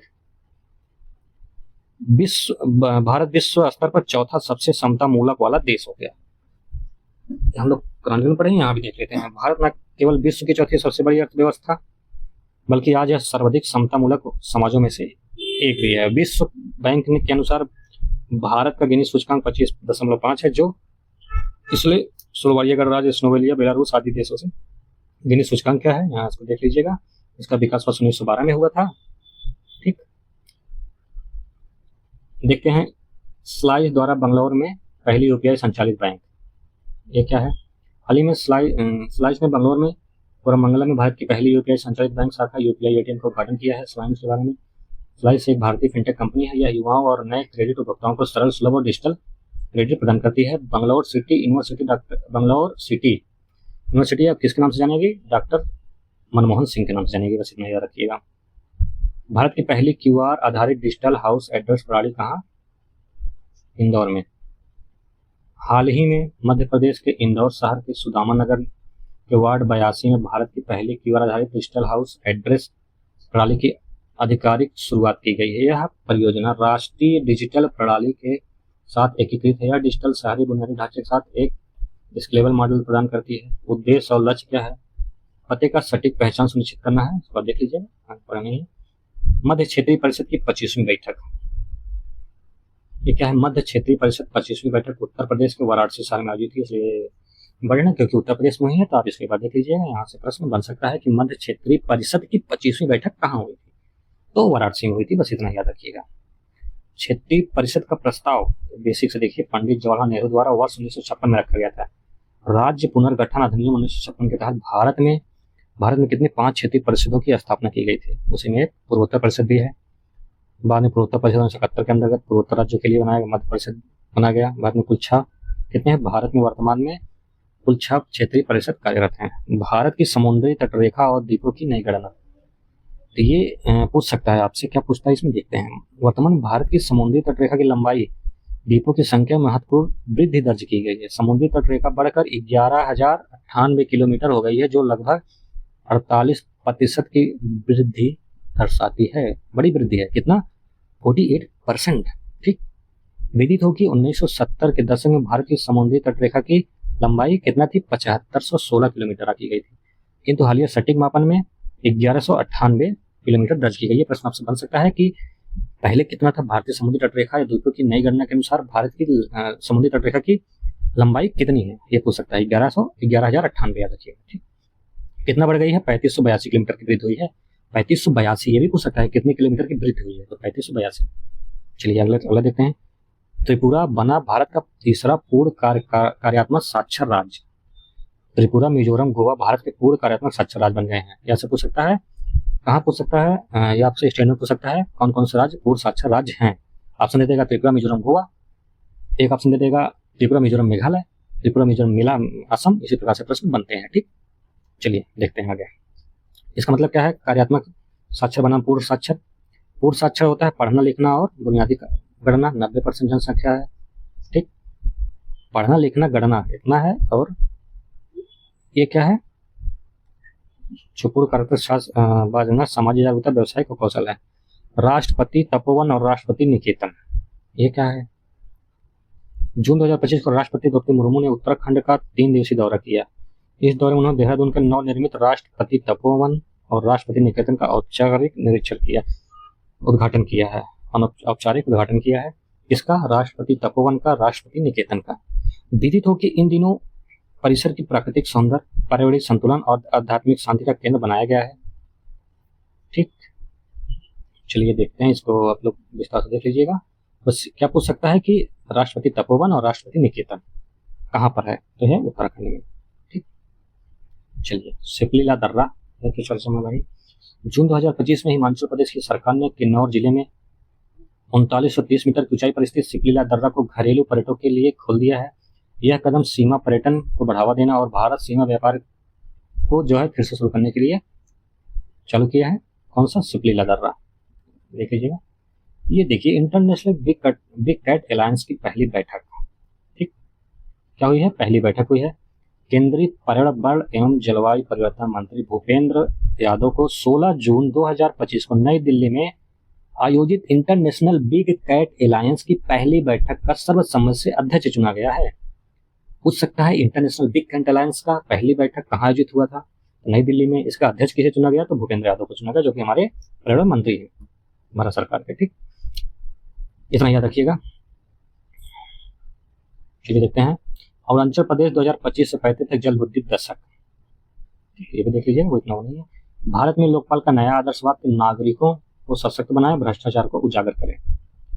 क्या नया आदर्श है? हाल ही में भारत के लोकपाल ने एक नया आदर्श वाक्य नागरिकों को सशक्त बनाए, भ्रष्टाचार को उजागर करें अपनाया। यह कदम लोकपाल की संस्थागत दक्षता जो है दर्शाता है, बढ़ाने में मदद करेगा। लोकपाल क्या है? बेसिक्स है। लोकपाल भारत का एक स्वतंत्र वैधानिक निकाय है। इसकी स्थापना लोकपाल और लोकायुक्त अधिनियम 2013 के अंतर्गत हुई है। इसका मुख्य कार्य केंद्र सरकार के उच्च पदाधिकारियों, मंत्रियों, नौकरशाहों के विरुद्ध भ्रष्टाचार की शिकायतों की निष्पक्ष जांच करना है। भारत का सामाजिक सुरक्षा कवरेज 64.3 तक बढ़ गया है। ठीक, क्या बढ़ा है? राष्ट्रीय श्रम संगठन के नवीनतम आंकड़ों के अनुसार भारत का सामाजिक सुरक्षा कवरेज 19% बढ़ गया है, 64 हो गया है। ठीक, अंतर्राष्ट्रीय श्रम संगठन क्या है देख लीजिएगा। लद्दाख के लिए केंद्र सरकार की नई नीतियां, अपने लिए इम्पोर्टेंट नहीं है। ध्रुव नीति क्या है? डिजिटल पते की राष्ट्रीय अवसंरचना है।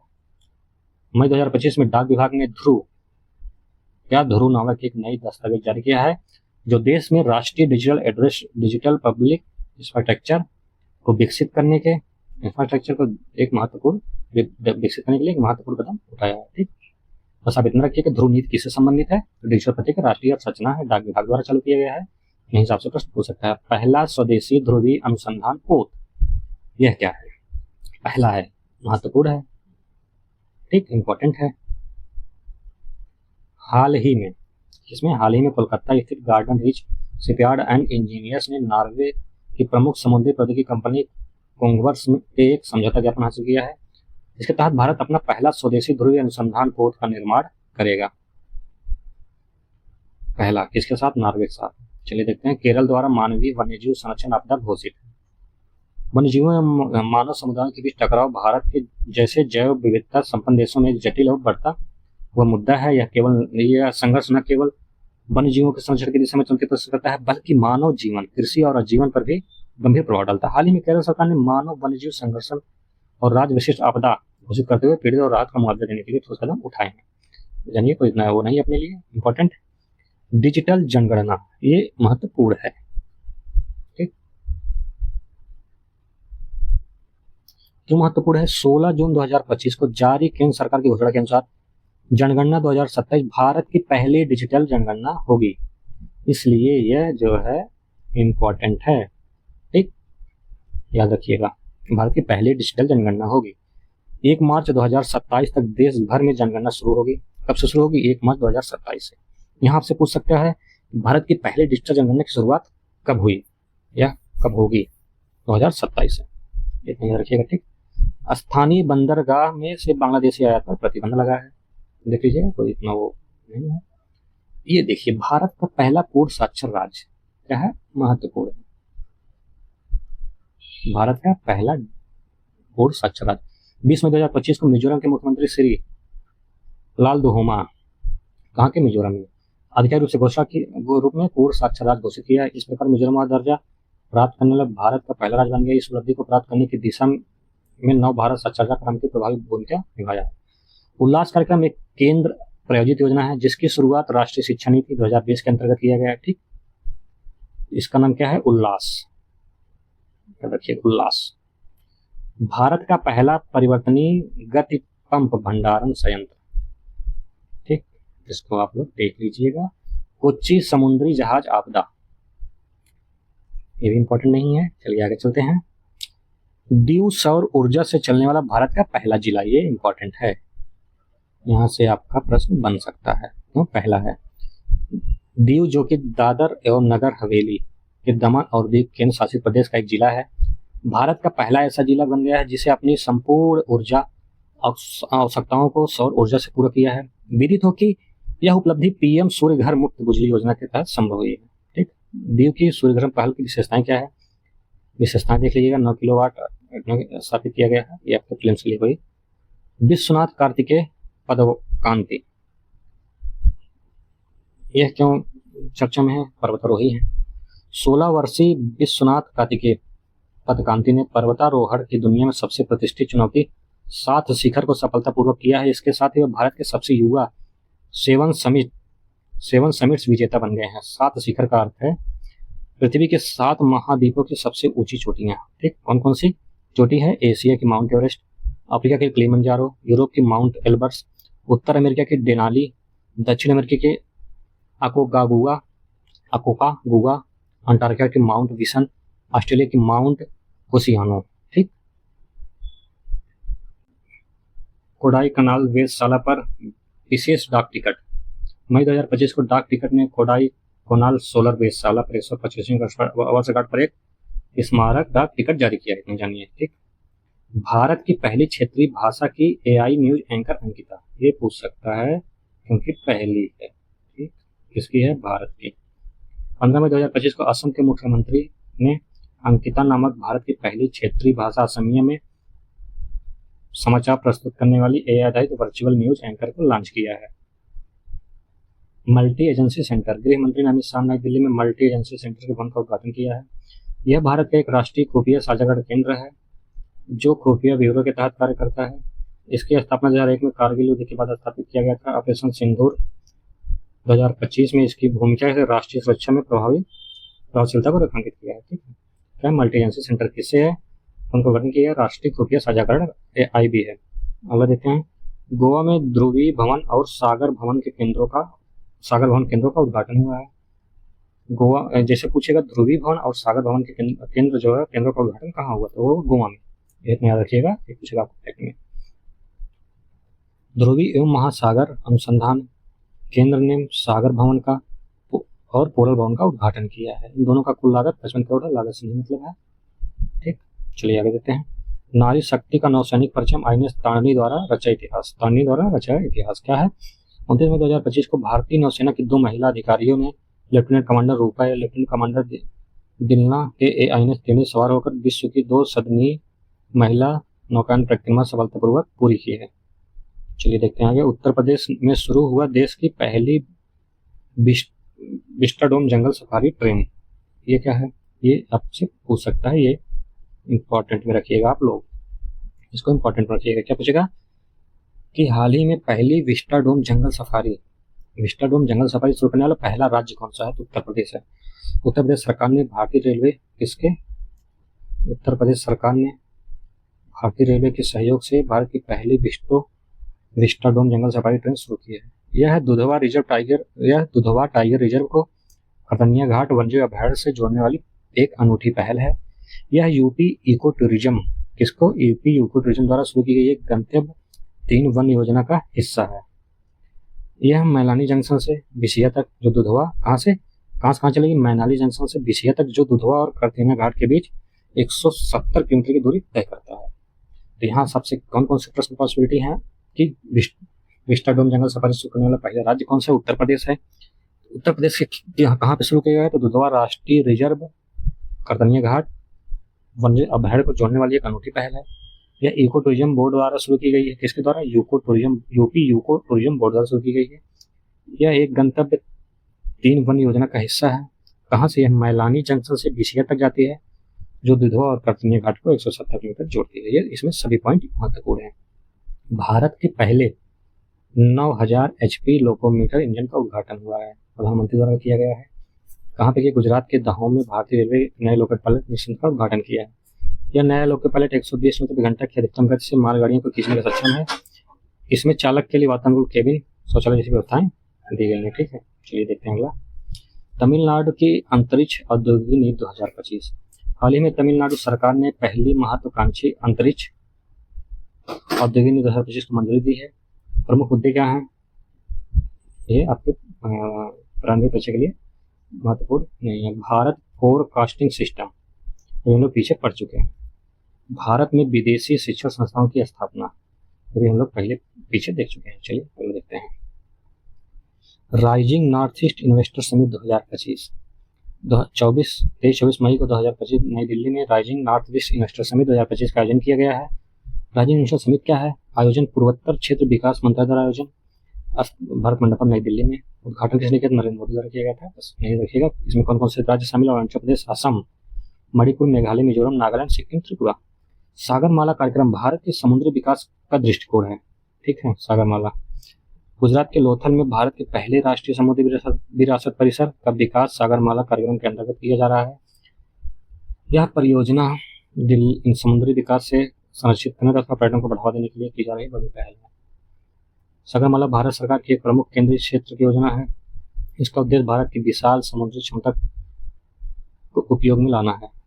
देखिए अगला देखते हैं, दिल्ली विधानसभा पूरी तरह सौर ऊर्जा से संचालित होने वाली देश की पहली विधानसभा बन गई है। कौन सी पहली विधानसभा? तो ये भी अपने महत्वपूर्ण प्रश्न है, पूछ सकता है। ठीक, क्या पूछेगा कि देश की पहली सौर ऊर्जा से संचालित विधानसभा कौन सी है? तो दिल्ली विधानसभा, इतना याद रखिएगा। अगला देखते हैं, उत्तर प्रदेश, कहाँ पे? उत्तर प्रदेश में सेमी कंडक्टर निर्माण इकाई को मंजूरी। ठीक, सेमी कंडक्टर ये इंजीनियर वाले समझ पाएंगे, सब नहीं समझ पाते हैं, लेकिन ठीक है, आप बस ये जानिएगा कि नई जो स्कीम है वो कहाँ पे स्थापित की जा रही है, उत्तर प्रदेश में। संयंत्र यमुना स्पेस औद्योगिक विकास प्राधिकरण जेवर हवाई अड्डे के पास स्थापित की जा रही है। कहाँ पे? जेवर हवाई अड्डे के पास। नई इकाई SCL और फॉक्कॉन के संयुक्त उपक्रम से की गई है। संयंत्र mobile phone, laptop, automobile, PC, display और चिप का उत्पादन करेगा। प्रधानमंत्री FME योजना में बिहार शीर्ष पर है। FME योजना क्या है? वित्त मंत्री 2024 प्रधानमंत्री ने सूक्ष्म खाद्य प्रसंस्करण उद्यम औपचारिकरण योजना के प्रभावी कार्यान्वयन में बिहार देश में प्रथम स्थान हासिल किया है। यह सफलता राज्य में लघु उद्योग और रोजगार के लिए अवसरों को जन्म दे रही है। योजना के तहत अब तक 10,296 आवेदक, ये अपने लिए नहीं है, बिहार में अगर एग्जाम दे रहे हैं तो उसके लिए आप महत्वपूर्ण है, इसका रिवीजन कीजिए। भारत में प्रमुख अंतर्राज्यीय नदी जल विवाद, कावेरी नदी जल विवाद तमिलनाडु बनाम कर्नाटक, कृष्णा जल विवाद महाराष्ट्र, कर्नाटक, आंध्र प्रदेश और तेलंगाना, रावी ब्यास विवाद पंजाब, हरियाणा और राजस्थान के मध्य है। गोदावरी विवाद अभी हम लोग पीछे देखें, आंध्र प्रदेश, महाराष्ट्र, छत्तीसगढ़, तेलंगाना, उड़ीसा। महानदी विवाद गोवा बनाम कर्नाटक। कौन कौन सी मेन नदियां हैं विवाद में? कावेरी जल विवाद, कृष्णा जल विवाद और रावी ब्यास गोदावरी, ये नदियां जो है विवादित हैं, राज्य हैं, इसको आप लोग देख लीजिएगा। और बेसिक से संवैधानिक प्रावधान, कानूनी प्रावधान कहाँ है, ये बेसिक से प्रश्न क्या है वो पूछे जाते हैं। क्या है देखते हैं। राज्य सूची जो प्रश्न 17, जल आपूर्ति, सिंचाई, नहर, जल निकासी, भंडारण, विद्युत राज्य का विषय है। संघ सूची में क्या क्या आता है? संसद का अधिकार है कि वह सार्वजनिक हित को हित में जो है उसको घोषित करके अंतरराज्यीय नदी और नदी घाटियों में नियम विकसित के लिए कानून बना सकती है। अनुच्छेद 262 के तहत आता है।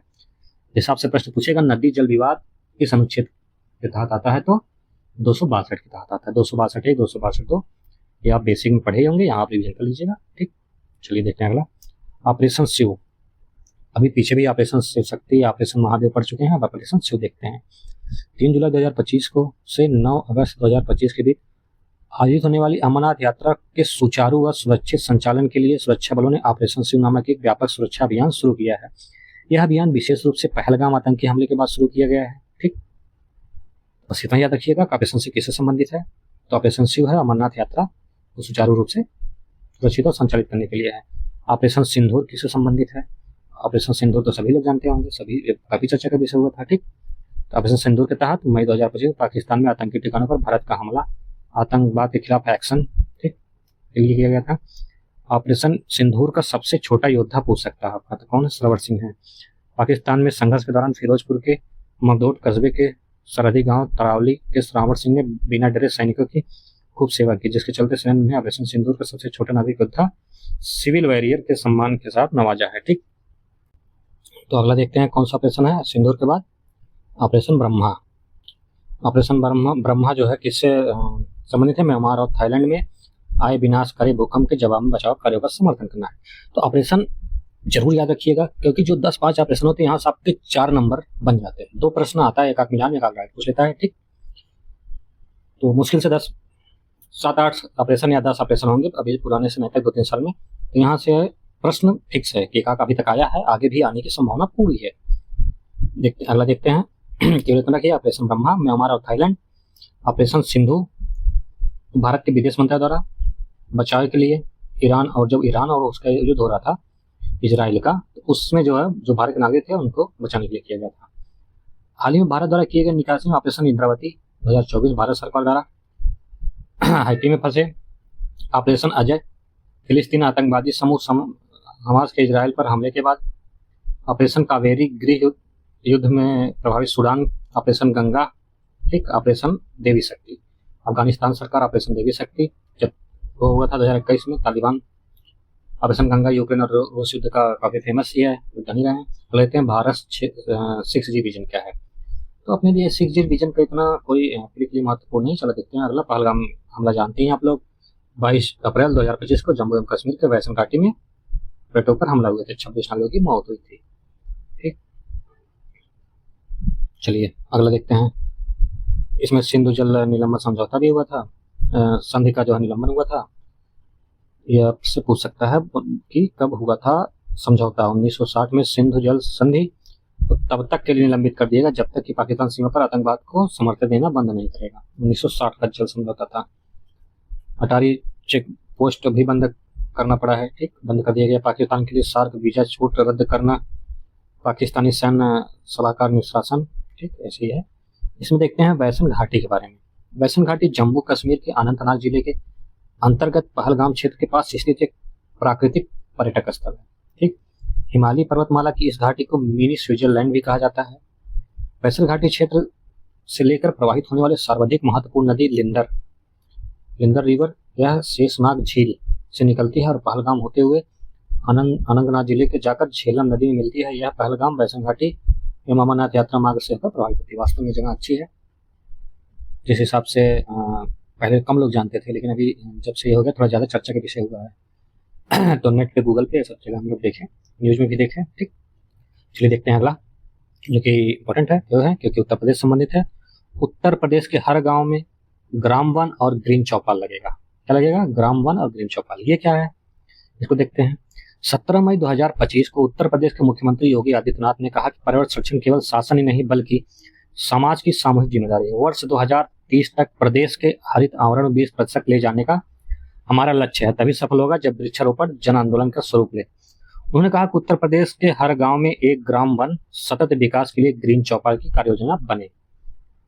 1 से 7 जुलाई 2025 के बीच बृहद पौधारोपण अभियान की पूरी तैयारी, और ये सब जो है 35 करोड़ पौधे का लक्षित अभियान चलेगा।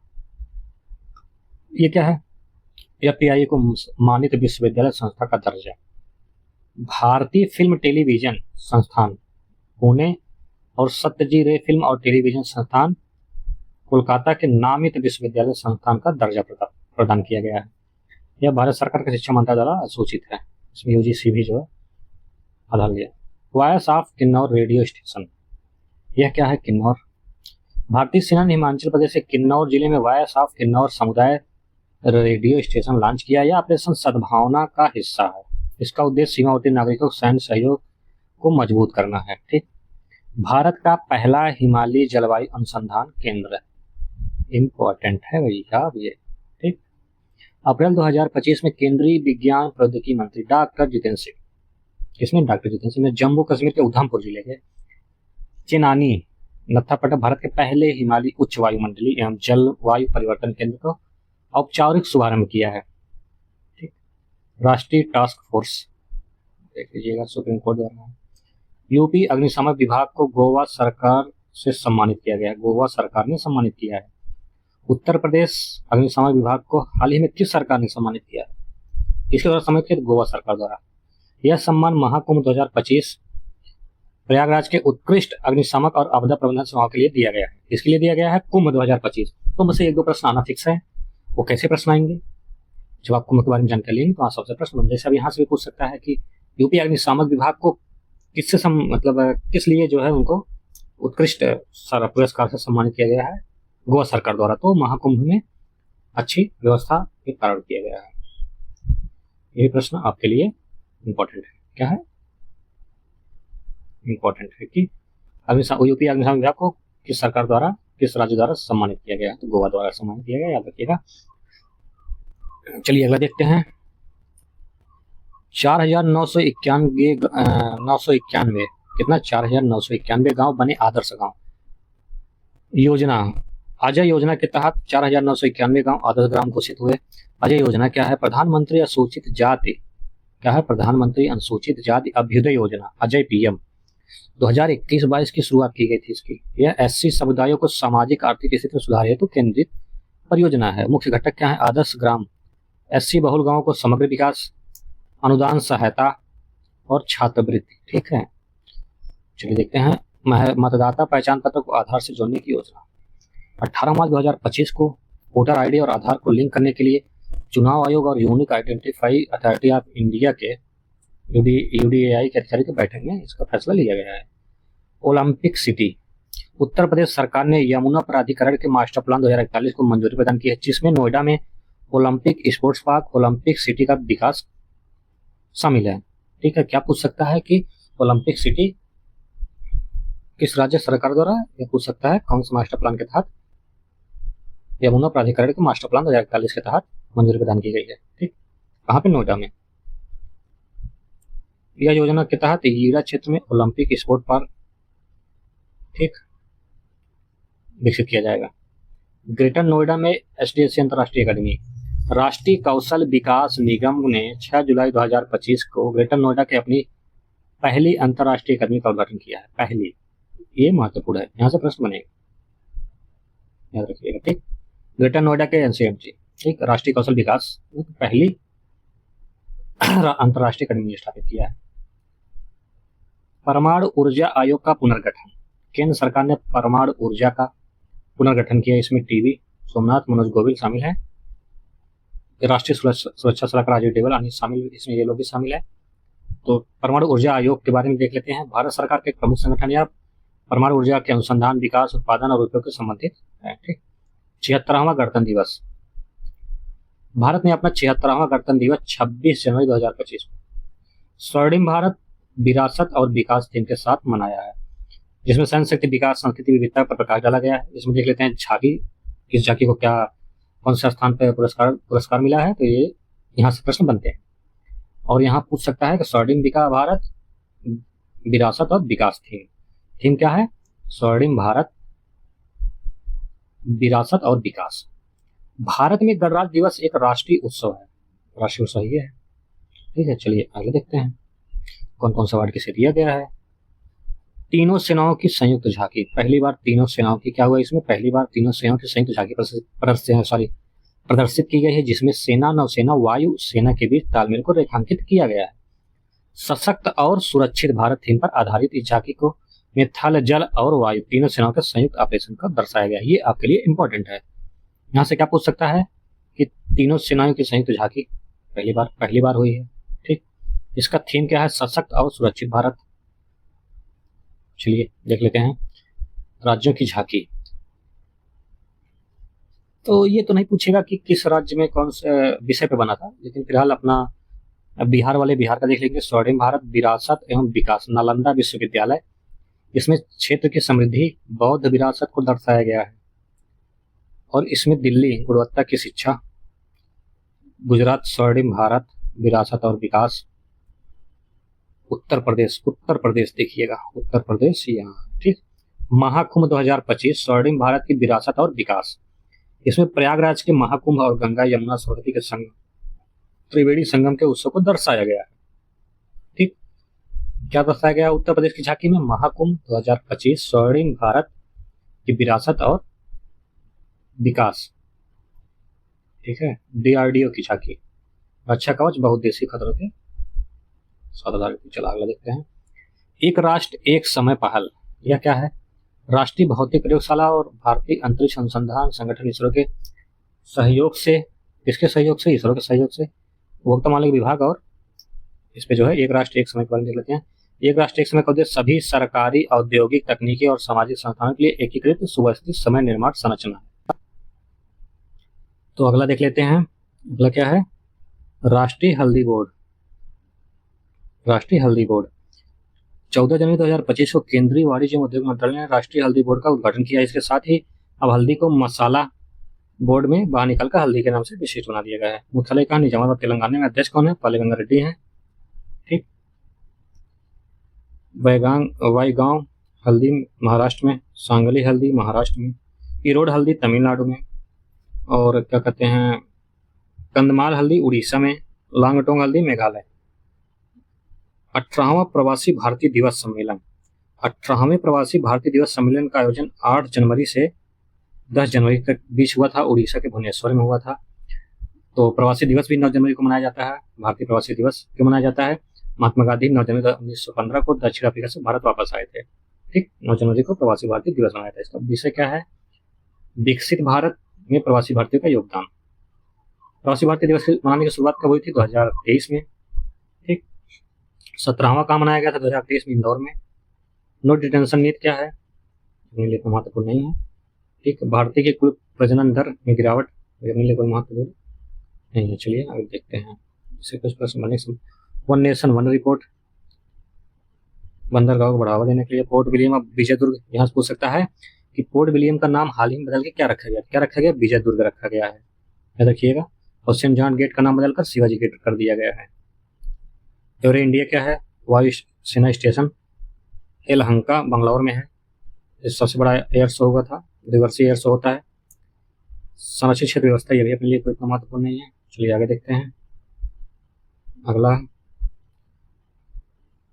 यहाँ से प्रश्न बन सकता है, विश्व बैंक द्वारा अमरावती परियोजना को $800 मिलियन का ऋण दिया गया। यहाँ पूछेगा हाल ही में विश्व बैंक द्वारा किस परियोजना को $800 मिलियन का ऋण दिया गया। ठीक, याद रखिएगा। हरी डॉल्फिन टैगिंग कोई महत्व नहीं है। मछली बना भारत का पहला सौर सीमा गांव, मसाली। ठीक है, मसाली बना भारत का पहला सौर सीमा गांव, ये आपके लिए महत्वपूर्ण है। ठीक, इंपॉर्टेंट फैक्ट है ये, इसको याद रखिएगा। फैक्ट में भी आ सकता है। तो कहाँ पे है ये, गुजरात के मसाली गांव देश का पहला सौर सीमा गांव बन गया है। यह गुजरात का बनासकाड़ा जिले के पाकिस्तान सीमा से चलने दूर है।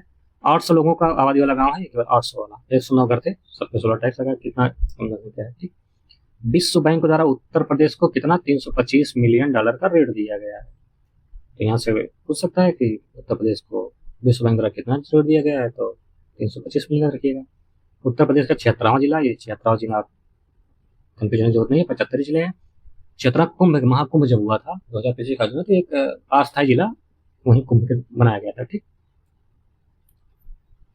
डिजिटल जनसंख्या घड़ी, डिजिटल जनसंख्या घड़ी क्या है, बस इसका देखिएगा। उसका उद्घाटन बंगलौर में किया गया। पहली डिजिटल जनसंख्या घड़ी का की उद्घाटन कहाँ किया गया, तो बंगलौर में, इतना याद रखिएगा। अटल इनोवेशन मिशन 2.0, यह क्या है, केंद्रीय मंत्रिमंडल ने अटल इनोवेशन मिशन का कार्य बढ़ाते हुए, दायरा बढ़ाते हुए 30 मार्च 2028 तक कर दिया है। 2750 करोड़ रुपए आवंटित किया है, इतना याद रखिएगा। कि बढ़ा के कितना, कब तक किया गया है, 21 मार्च 2028 तक। इसकी शुरुआत कब की गई थी, 2016 में। ठीक, किसका, अटल इनोवेशन मिशन का। अगला है 9 वन स्टार सेंटर। नवंबर 2024 को भारत सरकार ने महिला एवं बाल विकास मंत्रालय की अधिकार प्राप्त समिति ने विदेश में संकट का सामना कर रही भारतीय महिलाओं के लिए वन स्टॉप सेंटर है। बस आपसे ये पूछ सकता है कि वन स्टॉप सेंटर किससे संबंधित है, तो इतना रखिएगा जानकारी बस। सागरमाला परियोजना, ठीक, इसको देख लीजिएगा एक बार, PDF आपको टेलीग्राम चैनल पर दे दी जाएगी। अगला देखिए, भारत का पहला अनाज ATM, इसका उद्घाटन कहाँ किया गया है, भुवनेश्वर के उड़ीसा के भुवनेश्वर में खोला गया है। किसके सहयोग से खोला गया है, विश्व खाद्य कार्यक्रम के सहयोग से खोला गया है। अगला देते हैं, भारत निर्वाचन आयोग का उज्बेकिस्तान, ये कोई मतलब नहीं है, ये अपनी पूरी से। राष्ट्रीय समुद्री विरासत परिषद, कोई मतलब नहीं। अनुसूचित जाति अनुसूचित जनजाति का उपवर्गीकरण, नहीं मतलब है। चलिए देखते हैं अगला। अगला क्या, आगे क्या है, हम सफर नीति। अक्टूबर 2024 में केंद्रीय सड़क परिवहन एवं राज्य मंत्रालय द्वारा समग्र बुनियादी ढांचे के सुधार के लिए हम सफर नीति की शुरुआत की गई है। बस ये इतना देखते हैं। देसी गाय को राजमाता का दर्जा कौन सा राज्य प्रदान किया, तो महाराष्ट्र प्रदान किया, इतना याद रखिएगा। त्रिपुरा शांति समझौता 4 सितंबर नई दिल्ली में आयोजित हुआ था, इसको भी आप याद रखिएगा। बाकी और इसमें कुछ इतना महत्वपूर्ण नहीं है। आगे देखते हैं क्या है, महिला उद्यमिता मंच, नीति आयोग द्वारा अक्टूबर में तेलंगाना में महिला उद्यमिता मंच का जो है उद्घाटन किया गया था, याद रखिएगा, पहला है, बस इसलिए थोड़ा महत्वपूर्ण है। बहुत पुराना करंट है, अक्टूबर का है, पूछने की संभावना कम है। 11वां मक्का शिखर सम्मेलन, इसका आयोजन कहाँ हुआ था, नई दिल्ली में, भारतीय वाणिज्य उद्योग महासंघ द्वारा भारतीय मक्का अनुसंधान 11वां आयोजन हुआ था। और क्या कहते हैं, इसके बाद देख लेते हैं आगे, दलहन पर आत्मनिर्भरता। तो ये सब हम जो डाटा है ना, ये एक ही क्लास में हम लोग देख लेंगे। जब एग्जाम नजदीक आएगा उसमें आपको डाटा एक ही क्लास में करा दिया जाएगा, योजनाएं सभी एक ही क्लास में करा दी जाएंगी। तो चलिए देखते हैं, डाटे वाला छोड़ के चलते हैं, बाकी आगे देख लेंगे। अंतरराष्ट्रीय आलू केंद्र का निरीक्षण, ठीक, अंतरराष्ट्रीय आलू केंद्र का दक्षिण एशियाई क्षेत्रीय केंद्र कहाँ स्थापित हुआ, आगरा में हुआ। इसलिए इंपॉर्टेंट है क्योंकि आगरा में हुआ, आगरा के सिंगना में। उत्तर प्रदेश देश का सबसे बड़ा 30% आलू उत्पादक राज्य है, इसके बाद पश्चिम बंगाल है, फिर बिहार है। अगले देखते हैं, भारत दूध उत्पादन में प्रथम स्थान पे है, सर्वाधिक दूध उत्पादन करने वाला देश है भारत। 1998 से लगातार दूध उत्पादन में प्रथम स्थान बना हुआ है। इसके बाद अमेरिका, चीन, पाकिस्तान, ब्राजील उत्पादन में, ब्राजील जो है प्रमुख उत्पादक देश है भारत के बाद। उत्तर प्रदेश पहले स्थान पे है दूध उत्पादन में। अगला है छठा अंतर्राष्ट्रीय बाजरा महोत्सव, बंगलौर कर्नाटक में आयोजित किया गया था 23 से 25 जनवरी में। इसका जो है कृषि सम्मेलन परिस्थिति के माध्यम से कृषि खाद्य प्रणालियों में परिवर्तन एक वैश्विक परिप्रेक्ष्य था। राष्ट्रीय प्राकृतिक खेती मिशन, तो राष्ट्रीय प्राकृतिक खेती मिशन क्या है, इसको जो है केंद्रीय मंत्रिमंडल कृषि किसान कल्याण मंत्रालय के अंतर्गत स्वतंत्र रूप से कार्य करने वाली एक केंद्र प्रायोजित परियोजना जो है के रूप में राष्ट्रीय प्राकृतिक खेती मिशन को शुरू किया है। तो जितना नेशनल करंट अफेयर महत्वपूर्ण था उतना आपको जो है एक ही क्लास में जितने राष्ट्रीय परिदृश्य उसको करा दिए गए, इसके बाद हम लोग अंतर्राष्ट्रीय करा देंगे, फिर आर्थिकी कराया जाएगा, फिर एक ही क्लास में दिवस, पुस्तकें, चर्चित व्यक्तित्व सब एक ही क्लास में कराया जाएगा। तो एक एक क्लास में हर 2-3 दिन में एक क्लास आपकी आएगी और पूरे साल का करंट अफेयर जिसकी पॉसिबिलिटी ज़्यादा है आने की एग्जाम में, खास करके यूपी पीसीएस 2025 जो अभी 12 अक्टूबर को प्रस्तावित है उसमें, तो आप को सब करा दिया जाएगा। तो आज के लिए इतना ही, मिलते हैं अगली क्लास में, तब तक के लिए धन्यवाद। चैनल को सब्सक्राइब करें, लाइक करें, कमेंट करें।